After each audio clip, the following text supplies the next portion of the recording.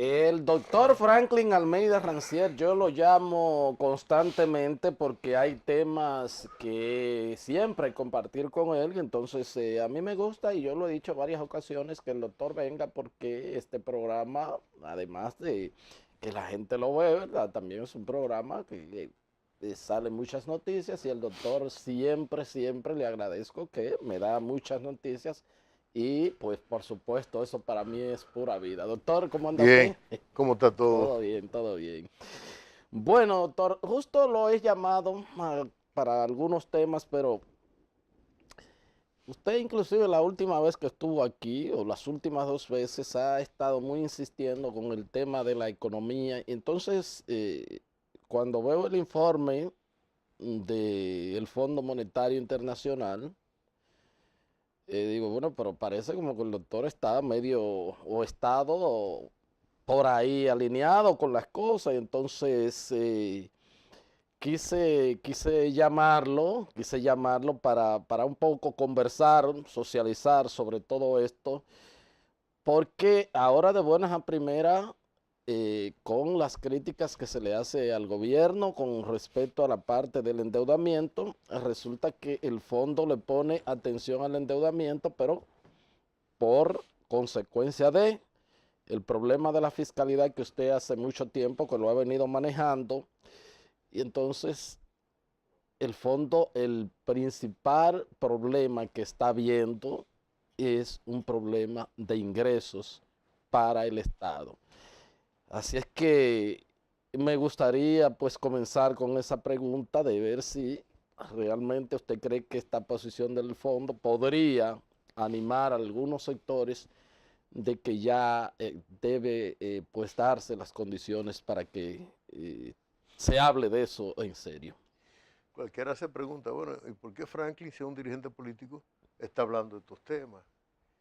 Es que aprendimos nosotros con Juan Bosch de que si la economía va mal, la política va mal. Si la economía va bien, la política es estable. Leonel ha dicho inclusive muchas veces que partidos de derecha o partidos de izquierda lo sacan del poder si hay crisis económica y no la maneja adecuadamente. Ahora, ¿cómo, ¿a qué se refiere básicamente el tema?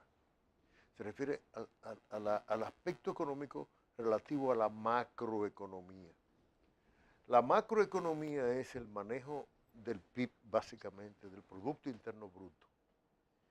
¿Cuánta riqueza produjo la República Dominicana el año pasado? Entre todos los dominicanos. Ese es el PIB, Producto Interno Bruto. Y el monto fue 67.000 millones de dólares, porque hay mecanismos y formas de cálculo. ¿Cómo creció el año pasado en relación al año anterior? Creció 6.6%. Sí. Por tanto, la economía creció más. Viene creciendo desde los gobiernos del PLD, excepto en el de Hipólito, que tuvo una baja. Pero desde el 96, que eran 18.000 millones de dólares, ha crecido hasta la cifra que he dicho, 67.000 millones de dólares. El crecimiento macroeconómico tiene que ir obligatoriamente acompañado de estabilidad macroeconómica. Tiene que ir acompañado de gobernabilidad también. Y entonces los gobiernos tienen que empeñarse a que haya gobernabilidad, de que la democracia funcione, porque funcionan entonces los mercados también. Claro.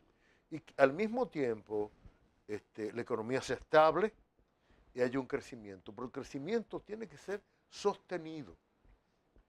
Con eso quiero decir que si el crecimiento sube ahora a 6.6 y luego se desploma, entonces la economía se retrae. Hay un problema en América Latina. Hay recesión en América Latina, como un promedio general. La recesión está señalada con un decrecimiento de 0.6, o sea, menos 0.6, por debajo de 0. La República Dominicana por encima de 0 el país que más creció en América Latina, 6.6. ¿Sí? Hemos logrado estabilidad, crecimiento, gobernabilidad hasta este momento. Ahora, el fondo hace un señalamiento que hemos estado insistiendo mucho nosotros y queremos, si tú me permites, pues, gracias por invitarme para yo poder también manejar esa parte del asunto. Se mide que un gobierno recibe recursos a través de los impuestos. Hay impuestos muy desagradables, pero ahorita hablaremos de eso.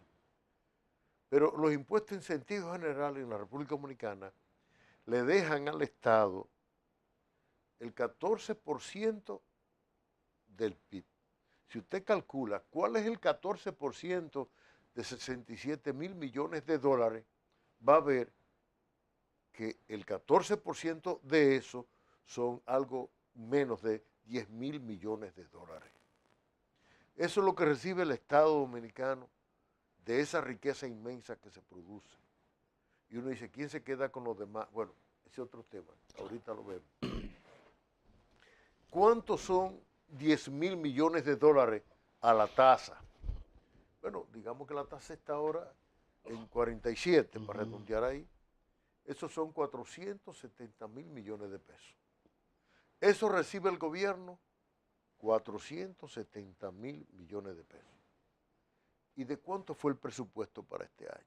711 mil. 711 mil millones de pesos. Ahí hay una diferencia aproximada de 240 mil millones de pesos. Eso es un faltante. Eso es déficit. Y si se consigue prestado, es deuda. Y el gobierno establece esa diferencia y mantiene un presupuesto por encima de lo que recibe para hacer algo que los economistas llaman como expansión del gasto. La expansión del gasto permite la economía en movimiento. Si la economía se mueve, puede crecer. Si la economía se contrae, hay recesión y baja. Y sobre todo con un país como este, donde el peso del gobierno es determinante para el movimiento económico, porque en otra economía desarrollada... No, sí. ¿Cuánto tú crees que le inyectaba Obama mensualmente? Sí, pero... 85 mil millones de dólares. Sí. Claro, aquello es una economía muy grande. Muy grande. Pero para poder mover aquella economía también inyectaba, aparte del presupuesto mismo, 85 mil millones de dólares. Pero en las economías pequeñas es mucho más determinante. Claro, claro. Ahora, claro, pero siempre todo es relativo. Sí. Ahora bien, dicen, el gobierno está endeudado. Sí, señor. Hay una deuda que se mantiene creciendo, como va creciendo el PIB también, y la proporción en relación al PIB ahora está en un 49% del Producto Interno Bruto. Si el 49, 50 redondeemos, de 67 mil millones, estamos hablando de más de 32 mil millones de dólares en deuda. Esa deuda ha sido para poder mantener la economía en movimiento. Esa deuda, cuando a mí me dicen, oigo decir a algunos economistas aparentemente avesados, que dicen, hay que reducir los gastos del gobierno. Si el gobierno entrara en eso, de reducir los gastos, estaría entonces aplicando un plan de austeridad. La austeridad saca la economía del contexto que está ahora mismo y podemos caer en recesión. Porque cuando un gobierno se contrae la economía también. La expansión del gasto es para mantener en movimiento la economía. ¿Dónde está el problema real para solucionar ese problema? No ya el de la deuda, sino de ese desajuste, porque la deuda es parte y consecuencia del desajuste. Lo que yo quiero llamarle desajuste está en el hecho de que, bueno, si del PIB, que son un 100% del PIB, 67 mil millones de dólares, lo que recibe el Estado son un 14%. ¿Quién recibe el otro 86%? Sector privado. Claro, si usted le deduce los gastos, todos los costos y demás, el sector privado. El sector privado en este país y los grandes empresarios, hablo de los grandes empresarios, cuando ellos ganan un 100%, creen que están perdiendo. Aquí, en este país, yo conozco una persona que vino al país, un europeo, y por un encuentro social y familiar, él me comentaba que él vino al país a hacer inversiones, pero que él no va a invertir en este país, me dijo, yo no invierto aquí. Digo, ¿qué pasa? ¿Pasó algo? Yo pensando en que quizás lo crearon obstáculos en los mecanismos de inversión, en las instituciones y demás.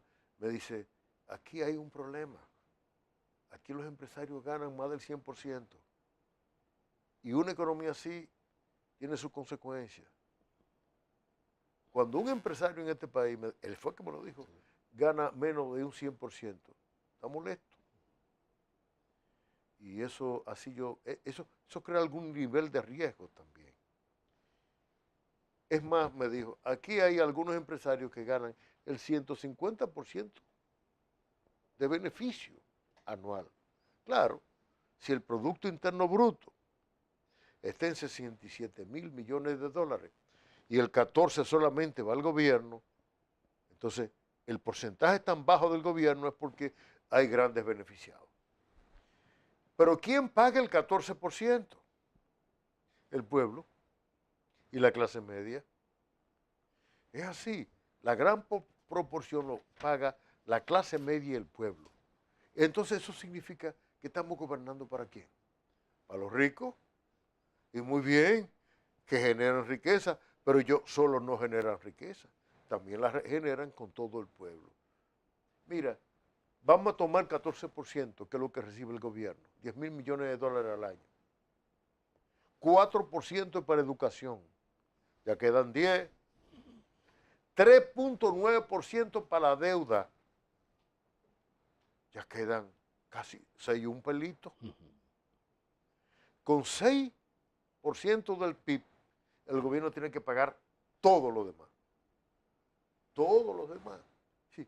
Si en educación recibe más o menos el 4% del PIB, viene siendo como 130.000 millones de Algo pesos así. en educación.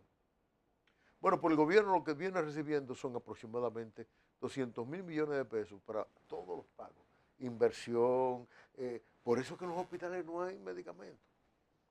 Por eso que hay algunos servicios que están precarios.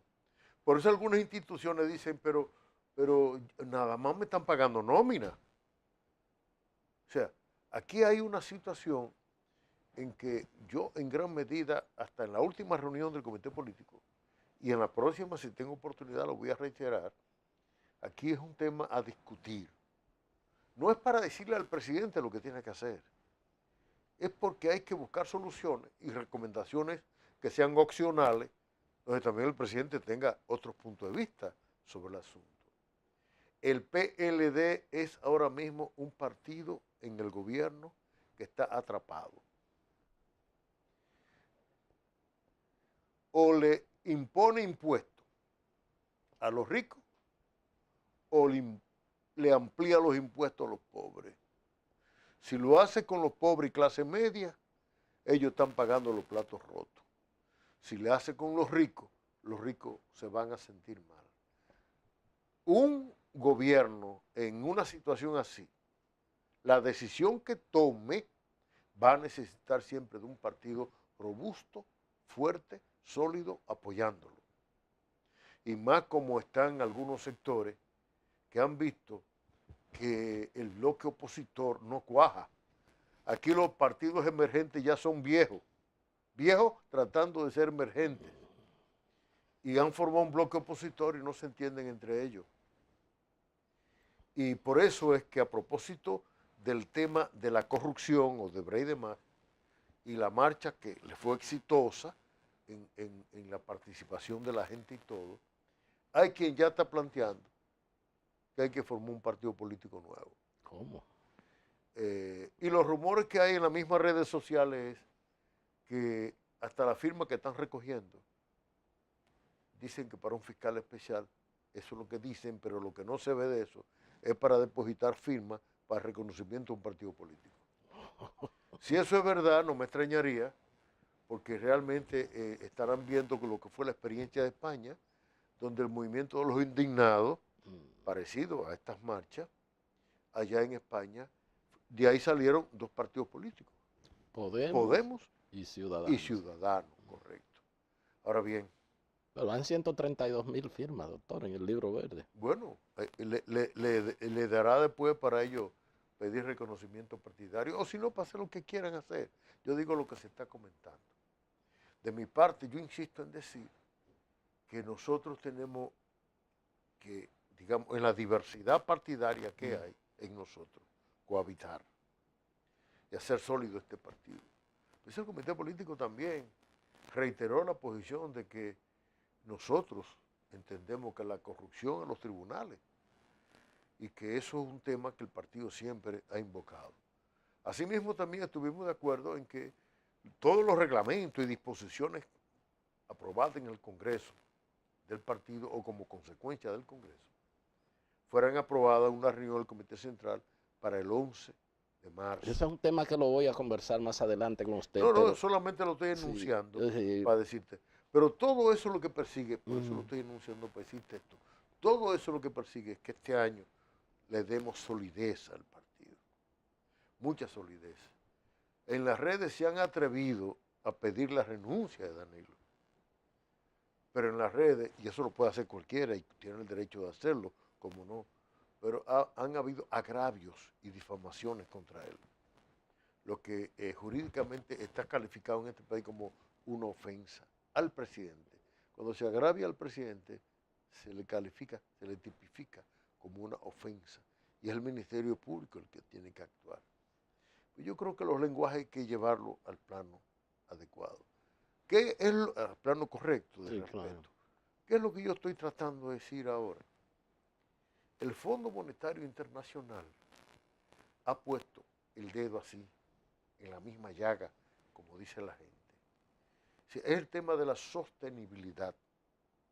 Aunque a mí me preocupa, porque el fondo también dice que hay que ampliar la base imponible, es decir, la base de recaudación fiscal y por tanto hay que aumentar los ingresos.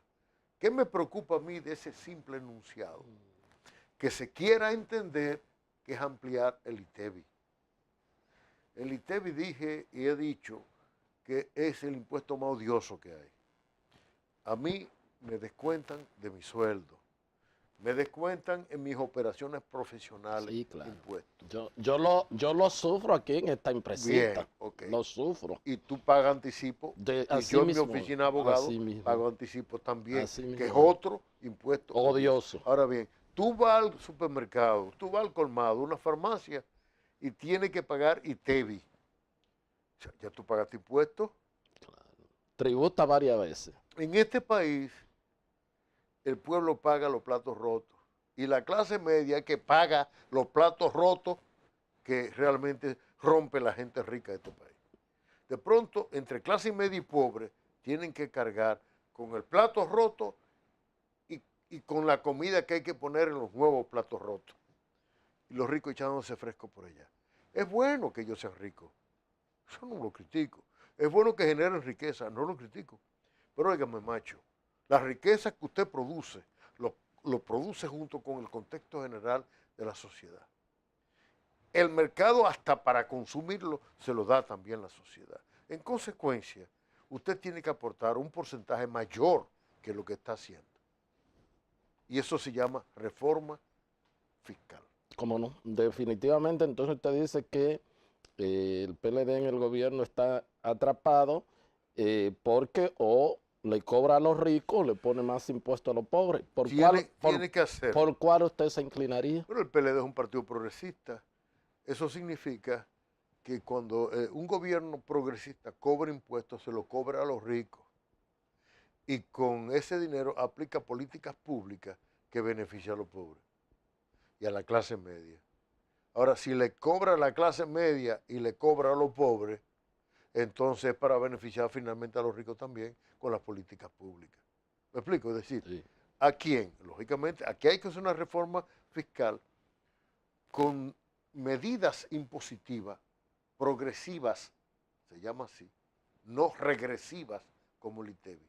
Regresiva es cuando acentúa la desigualdad.